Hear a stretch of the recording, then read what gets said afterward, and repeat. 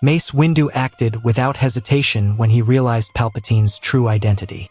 The confrontation was brutal, and without Anakin to interfere, Windu managed to eliminate the Sith Lord once and for all. With his death, Order 66 was never activated, sparing the lives of countless Jedi scattered across the galaxy.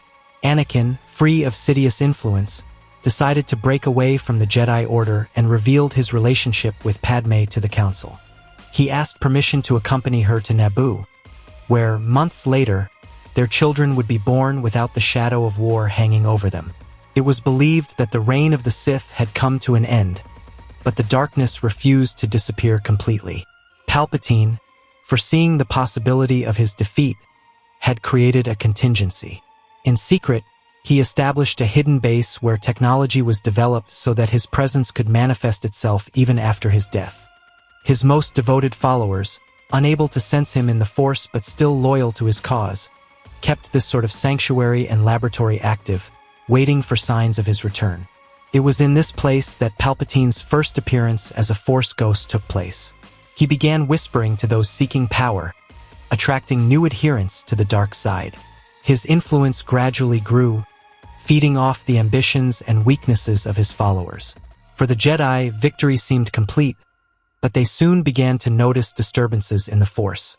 Yoda, in his meditations, felt something unusual, like a dark echo that refused to go away. Mace Windu also noticed that, despite the fall of the Chancellor, some forces within the galaxy were still acting as if they were following hidden orders. However, without concrete proof, the Jedi could not take direct action. The Council believed that any remnants of the Sith would be insignificant and incapable of damaging the new stability of the Republic. Their mistake was to underestimate Palpatine's persistence. Palpatine's spirit wasn't just trapped in his secret base. He found a way to manifest himself to those with a strong connection to the Force, manipulating their thoughts and emotions. Younger Jedi began to report disturbing dreams and visions that made them question their own paths. Some began to doubt the Jedi teachings, while others disappeared without explanation.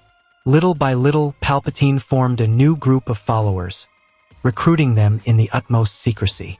His promise was simple: unlimited power, free from the restrictions imposed by the Jedi Order. The first signs of this new threat began to appear when Jedi missions began to find destroyed temples and shrines. In some cases, Padawans were found dead, while more experienced Jedi Masters began to report an increase in Force disturbances. Bail Organa, now leader of the Senate, received reports of suspicious activity in systems that had been loyal to Palpatine during the Clone Wars.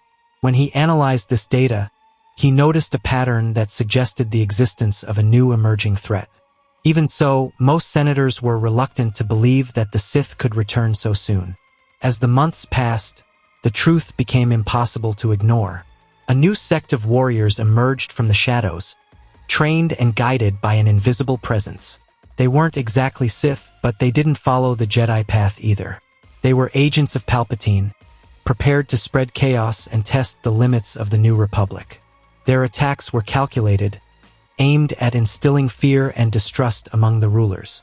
With each action, it became clear that a hidden force was organizing these movements. Yoda finally recognized that Sidious's threat had not been completely eradicated. The situation became critical when an entire faction of Jedi defected from the Council, claiming that the Order had failed to understand the true balance of the Force. Among the defectors were respected masters who began to question the Jedi teachings, convinced that a new path had to be followed. This split dealt a devastating blow to the Jedi Order, which found itself divided between those who believed in the need for change and those who remained faithful to tradition. The Council tried to avoid a new internal conflict, but Palpatine's influence had already spread like poison. The Sith have historically always survived in the shadows, and Palpatine's spirit found exactly that way to continue its domination. He no longer needed a formal empire to exercise his power. Now it manifested itself through those he had corrupted. The dark side of the Force seemed stronger than ever, not because there was a supreme leader, but because his ideas had taken root in the hearts and minds of many. The real danger lay not in a physical army, but in the doctrine that was spreading like a plague, creating new conflicts in the galaxy. Bail Organa, realizing the gravity of the situation, brought together the Jedi Council and the leaders of the Republic to discuss a response to this new threat. But without a tangible enemy to fight, the Jedi were divided on how to proceed. While some suggested hunting down the traitors and stopping the threat before it grew, others feared that this path would only strengthen the narrative of the dark side. Doubt paralyzed action just as Palpatine had planned. The more time they wasted debating, the stronger his influence became. What seemed like a definitive victory over the Sith turned out to be just the beginning of a new nightmare. Palpatine may have lost his physical form, but his presence persisted, spreading his influence even more insidiously. He no longer needed the title of Emperor to control the galaxy. All he had to do was plant doubt, corrupt hearts, and let his new followers continue the dark legacy of the Sith. The war against the dark side had never ended. It had just taken on a new form, more subtle and dangerous than ever before. With his influence expanding through the echoes of the Force, Palpatine began to organize a new army from the shadows. His followers, corrupted by the dark side, were loyal to his spectral presence and were willing to do anything to restore Sith rule. To the Republic, the threat still seemed vague, a collection of small isolated disturbances, but the Jedi began to realize that something bigger was afoot. What had once been a simple cult of the former Chancellor was becoming an organized military force, capable of challenging the new galactic government. The first major movement of this new army took place in outlying systems, far from the reach of the Senate and the Jedi Order. Mercenaries, bounty hunters, and warlords who had served the old empire were recruited, lured by the promises of power and revenge against those who had overthrown Palpatine's government. But these were just pawns. The real core of the Phantom Emperor's forces were former Imperial officers who had remained loyal even after his death. They maintained hidden bases, war arsenals, and enough resources to launch a new offensive against the Republic. To bolster their ranks, Palpatine's agents began to explore planets where resentment at the fall of the Empire was still strong. Many worlds had prospered under Palpatine's centralized rule, and now, under the leadership of Bail Organa, they felt abandoned and vulnerable. These populations were convinced that the Republic was weak and that only absolute power could restore stability. Using political manipulation and disinformation, Palpatine's followers fomented revolts, preparing the ground for their armies to be welcomed as saviors. The need for large-scale troops led the leaders of this new army to look for a solution that would guarantee sufficient numbers for an all-out war. Cloning was one option, but the resources for such technology were limited, as Kamino was no longer producing soldiers on a large scale. Instead, scientists loyal to the old regime began working on darker experiments, trying to create soldiers who would not only blindly obey, but who would be imbued with Palpatine's own dark power. The initial results were disastrous, but served as the basis for an even more ambitious project. The final solution came from forbidden knowledge that Palpatine had left on record before his death. Using fragments of Darth Plagueis' old project, his scientists began to develop soldiers genetically modified to be sensitive to the Force. These warriors, known as the Disciples of Sidious, were trained from their creation to channel the energy of the dark side, becoming living weapons of the darkness. They weren't yet Sith, as Palpatine didn't allow them to follow that path completely, but they were powerful enough to outnumber ordinary Jedi in direct combat. With a core of trained warriors and a growing army of loyalists, Palpatine began to expand his force across the galaxy. His army grew in secret, using hidden ships and bases that had been maintained by Imperial officers for years. Meanwhile, his political agents infiltrated the Republic, weakening it from within. Bail Organa began to realize that something was wrong when entire systems refused to send troops to the Republic's defense forces. Claiming external threats forced them to arm themselves independently. The first direct confrontation between the Republic and Palpatine's army occurred when a group of Jedi were sent to investigate disappearances in a remote system. What was supposed to be a reconnaissance mission turned into a massacre. The Jedi were ambushed by highly trained troops, using tactics and weapons that indicated an alarming level of organization and planning. Only one of the Jedi survived to report what had happened. He spoke of warriors with shadowy abilities, who moved like shadows and seemed to predict their enemies' every move. This was not just a militia, it was a new kind of threat. The Jedi Council, alarmed, met to discuss the response to this new emerging force. Yoda and Windu knew that Palpatine might be involved, but without concrete evidence, it was difficult to convince the Senate that they were dealing with anything other than a simple rebel faction. However, while the Senate debated, Palpatine's army grew. Time was playing against the Republic, and its enemies were taking advantage of every moment to grow stronger. More systems declared independence, and the Republic's influence began to weaken as Palpatine's followers advanced. When Bail Organa finally managed to mobilize the Republic's forces to face this new threat, it was already too late. Palpatine's army had grown large enough to challenge the Republic head-on. His first major attack was carried out simultaneously in multiple systems, demonstrating that his organization was far more advanced than anyone had anticipated. The Republic forces were taken by surprise, and the Jedi realized that they were dealing with an enemy who had meticulously prepared for this moment. The war, which everyone believed had ended with Palpatine's death, had only just begun. With an army formed, trained, and ready for combat, the next phase of Palpatine's plan would begin. He was no longer just a spirit manipulating events from afar. He now commanded a real military force, capable of challenging the Republic and the Jedi directly. The resurgence of the Sith would not happen with a new Dark Lord taking the throne, but through the complete destruction of the galaxy as it was known. And for that, their warriors were ready to give their lives. The war between the Republic and Palpatine's army continued in parallel, devastating entire systems. Bail Organa fought to maintain the cohesion of the Senate while the Jedi tried to prevent total destruction. However, without anyone suspecting it, Palpatine's followers were one step ahead. Infiltrated into the Republic's military systems, they were waiting for the right moment to unleash the real blow against the Jedi. The plan that Palpatine had prepared before his death was about to be executed, and nothing could stop what was to follow. Among the former Chancellor's most loyal followers were those who knew the darkest secrets he kept hidden. Among these secrets was a command buried in the Republic's own army, Order 66. The Jedi had always believed that the clones were their steadfast allies, but now, at the height of the conflict, the infiltrated Siths activated a hidden protocol in the troops, unleashing an unexpected betrayal. In a matter of minutes, a war that already seemed out of control became a massacre. The Jedi, surprised by the attack of their own soldiers, began to be exterminated. The Jedi Temple, located on Coruscant, was one of the first to be attacked. Without warning, the clones, who had previously protected the temple's sacred corridors, turned on the Jedi. Lightsabers were activated in response, but the numerical disadvantage was overwhelming. Masters and Padawans fought bravely, but one by one they fell to the clones' heavy fire.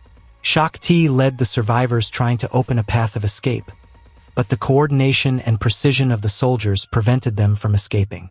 The Jedi Order's base was crumbling, and those who managed to escape had nowhere else to go. The attack happened simultaneously on several planets. Jedi leading battalions on the front line were killed without having time to react. In remote bases, hidden temples, and command ships, the scene repeated itself. Allies were turned into executioners, and the Jedi were hunted down as enemies. Those who survived fled to the most isolated corners of the galaxy, but most didn't get the chance. The Order, once the guardian of peace, was on the verge of extinction. In the midst of the chaos, few could understand what was really happening. The Sith had gotten their revenge. While the Jedi were being decimated, Palpatine's army was taking advantage of the confusion to advance. Without the guidance of the Jedi Knights, the Republic began to lose ground rapidly. Bail Organa tried to reorganize the defenses, but the betrayal of the clones made the situation untenable. The military leaders were divided, not knowing who to trust. Many senators questioned whether the war could still be won, and the weaker systems began to consider surrender. Chaos dominated the galaxy, and the forces of darkness grew stronger by the moment. In the midst of this devastation, Obi-Wan Kenobi set off for Naboo in search of Anakin Skywalker. Ever since Palpatine's death, Obi-Wan had feared for the fate of his former apprentice. Anakin had abandoned the Jedi Order to stand by Padme, but now, with the Jedi being exterminated, his connection to the Force could make him a target. Obi-Wan needed to find him before it was too late. If there was still any hope of resistance, Anakin would be essential to the fight ahead. On arriving on Naboo, Obi-Wan found a strange atmosphere, different from what he had expected. The planet seemed oblivious to the war ravaging the galaxy, but a feeling in the Force told him that something important had happened there. He was taken to the royal palace by those waiting for him. His heart raced as he realized that what he was about to hear could change everything. For years, Obi-Wan had been guided by the Force, but now he felt he was about to hear something that escaped even his comprehension. Obi-Wan felt a shiver run down his spine at the sight of Anakin standing before him. His former apprentice's countenance was different, charged with something Obi-Wan couldn't identify. War was consuming the galaxy, the Jedi were being hunted, and in the midst of it all, Anakin stood there, silent, as if he knew something that no one else did. The weight in his gaze made Obi-Wan hesitate for a moment before speaking. "Anakin, what's going on?" But Anakin didn't answer immediately. His gaze was distant, as if his mind was caught up in something much bigger than that moment. When he finally opened his mouth to speak, his voice carried a gravity that made the Force around them vibrate. "Obi-Wan, something has happened." The Jedi narrowed his eyes, feeling the tension in the air become almost suffocating. Anakin took a deep breath, seeming to struggle with his own words. "Something that can bring balance to the Force again." The silence that followed was absolute, and Obi-Wan realized that this revelation would change everything. The war was still roaring, the Jedi were still falling. But there, in front of him, was the peace that could alter the fate of the galaxy forever. The war had reached its peak. Meanwhile, Anakin Skywalker faced something that no one could have predicted. During the night, when he was alone in his meditation, Palpatine's spectral presence manifested before him. The Sith's shadow radiated a suffocating energy, so dense that it seemed to warp his surroundings. "Anakin, I see you're still struggling to find your place in the world, but I can give you a purpose. Padme and her children are still in danger. Only you can protect them." The former Chancellor's voice echoed through the room. Anakin clenched his fists, but remained motionless. He knew that the dark side would try to seduce him again. "And what do you want in return, Palpatine?" The ghost smiled, his image flickering in the dim light. "I want you to accept your destiny. I want you to take your rightful place. The galaxy needs a new emperor. One who has a physical body, someone who can reign in my name." Anakin felt the Force react to those words. This was the decisive moment. He could give in, he could lose himself, but instead he just bowed his head slightly and said, "I will do as you ask." Inside, however, Anakin had already decided what he would really do. He would not be Palpatine's puppet. He would use this opportunity to destroy him once and for all. With this plan in mind, he went to Obi-Wan and explained his idea. The Jedi Master listened in silence, sensing the conviction in his former apprentice's voice. For the first time, he saw in Anakin something he had always wanted to see: total control over himself. "If that's the way to end him, then so be it," replied Obi-Wan. But for the plan to work, they needed the support of the Jedi Council. The two of them traveled to Coruscant, where the few remaining Jedi were meeting to decide the last moves of the war. Mace Windu and Bail Organa were already organizing the offensive to deactivate the clone chips, while Yoda reflected on the disturbances in the Force. When Anakin and Obi-Wan arrived in the council chamber, everyone turned their attention to the Chosen One. "What do you propose, Skywalker?" asked Windu, keeping his analytical gaze on him. Anakin didn't hesitate. "Palpatine wants me to submit to him. He believes he can still control me, but I can use that against him. I'll go to the base where he manifests, pretend to be loyal, and, when he least expects it, destroy everything that keeps him connected to the physical world. Meanwhile, you must deactivate the clone's chips. If we do this at the same time, his army will be crushed inside and out." With the strategy mapped out, Anakin and Obi-Wan immediately set off from the Jedi Temple to put the plan into action. Meanwhile, Bail Organa and Mace Windu coordinated the offensive to deactivate the clone chips, ensuring that, when the time was right, the Republic forces would be freed from Palpatine's influence. Tension in the council still hung in the air after Anakin's departure. The fate of the war now depended on the success of that mission. The silence was broken when, without warning, the council chamber was filled with a cold, oppressive energy. A low, drawn-out laugh echoed through the room and, in front of the Jedi Masters, the spectral figure of Palpatine appeared in the center of the chamber. His presence was denser than ever, as if all the darkness accumulated in the Force was converging on that moment. Poor Jedi, always trying to change a fate that has already been sealed. My army is on its way, and you have nowhere left to run. His voice carried a tone of triumph, mixed with pure contempt. The Jedi Masters immediately stood up, their gazes firm and defiant. But Palpatine just smiled, as if he knew that nothing else could stop him. Do you think you can beat me? Do you believe you can stop that which is already beyond your comprehension? His laughter grew, echoing distortedly through the temple. But before he could continue, Yoda raised his hand and, without hesitation, concentrated the Force in his palm. With a swift and precise movement, he shot a beam of pure light energy towards the apparition. Palpatine's image distorted violently, as if he were being consumed from the inside out. His laughter turned into a shrill scream before dissolving into thin air. Silence returned to the hall, but the Jedi knew that this appearance had not been his last move. Mace Windu said, "I should have left him alive." Time was running out, and the final battle was about to begin. Meanwhile, Anakin arrived at Palpatine's hidden base, where the Sith were anxiously awaiting his arrival. The Force vibrated differently there, as if the place were imbued with the dark side.